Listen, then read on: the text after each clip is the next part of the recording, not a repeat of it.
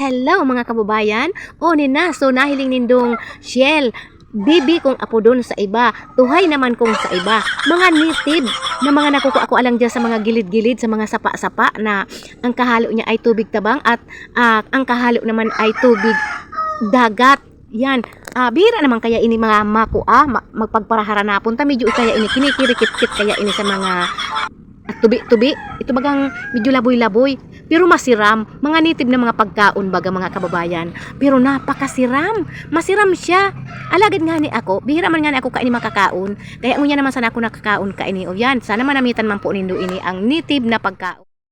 Abir daw, tananamitan ta daw ini yun na bibi, utuhay. Yan. Ako kay bihira man talaga ako kay ni magkakan lalo na kung itong ibang pakaluto. Ta medyo siya kaya mga kababayan makunat-kunat ngunyan nanamitan ko ta ang nagluto kaya kay ni so sa kuyang aking si Boboy TV ayan talagang siya magaling talaga na siya magluto. Kaya pinaluto ko. Ayan. Siram. Okay, ayos. Siram. Medyo makunat-kunat lang ngani talaga pero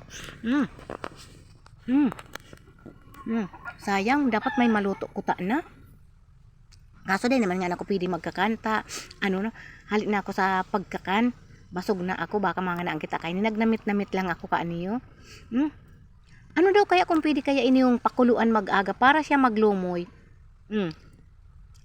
hindi lang kita kaani ka nga na ha bawal ini sa tuya, mamaskanoy. Bawal yan. Makunat-kunat pero masiram. Pero ano kaya ang pwede kaya kay niyo kung ini, palumuyon mag-aga para dai siya masyadong makunaton. Garo ba kaya ini interior? Pag kinakakan. Garo ba itong chinilas na akala mo bagay parang arog ka ato ang niya. Pero masiram siya. Yan. The best.